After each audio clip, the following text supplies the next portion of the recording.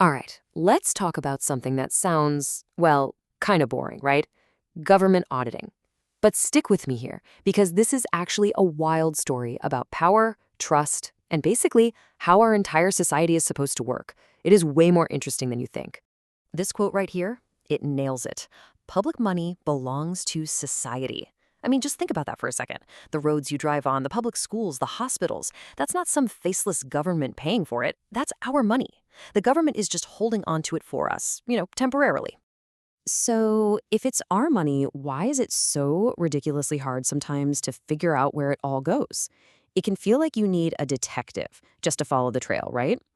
Well, that's the exact problem that government auditing was created to fix. Okay, so to really get how we track all this today, we've got to go way back. And it all starts with where the word audit even comes from. And trust me, it's pretty surprising. So audit comes from the Latin word audire, which literally means to hear. And that's not just some cute historical fact. Back in the day, there were no spreadsheets. Nope. People would literally stand up and read the financial accounts out loud for everyone to hear. And the person whose job it was to listen, the auditor, had to judge if the numbers were legit. It was this big public event, an act of total transparency. Justice was all about listening carefully. And that idea, right there, is the bedrock of all auditing. And why do all this? It all comes down to one big word: accountability. We throw that word around a lot, but what does it really mean? It means a public official can't just spend money. They have to explain why they spent it that way, and if they mess up, there have to be consequences. Auditing is the tool that actually makes that happen. Okay, so how did we get from this ancient idea of listening to the complex rules we have today? Let's take a look at how it evolved. And Brazil is actually a perfect example of how these systems get built piece by piece over time. You can really see how things ramped up. In '64, it was super basic. Is the budget balanced? Simple enough.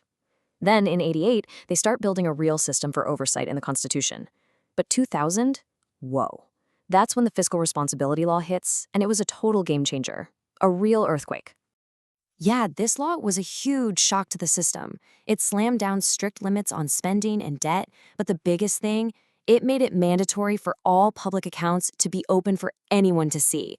It was like someone just flipped on all the lights in a dark room. Now, what's really cool is that what was happening in Brazil wasn't just happening in a vacuum. It was part of this massive worldwide shift in how we all started thinking about public money. See, the focus totally changed. We stopped just asking, did we spend what we said we'd spend, and started asking a much deeper question. Are we, as a society, actually financially healthy?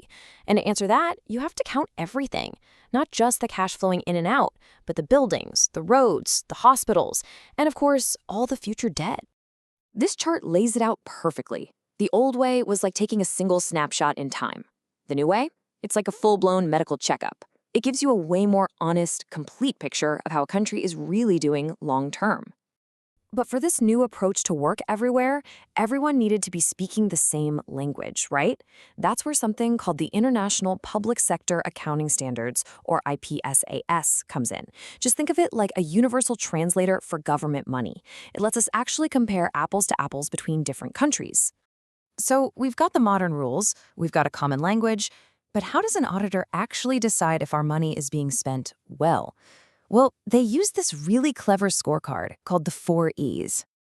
And I love this framework. It's so smart. It's not just about being cheap. Economicity is about buying things well. Efficiency is about doing more with less. Efficacy, did the government actually deliver on its promises?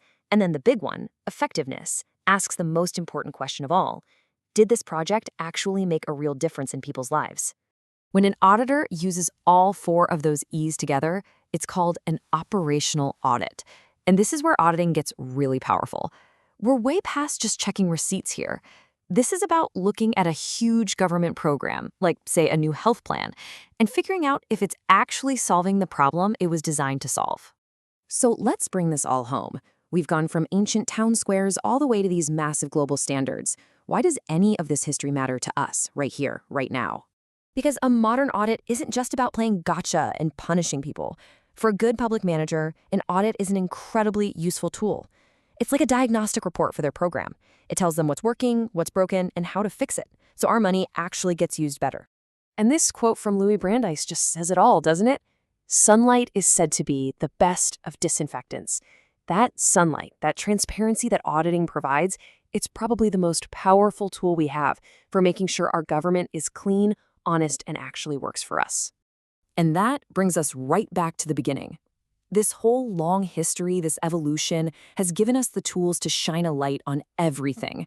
We have more data, more information than ever before.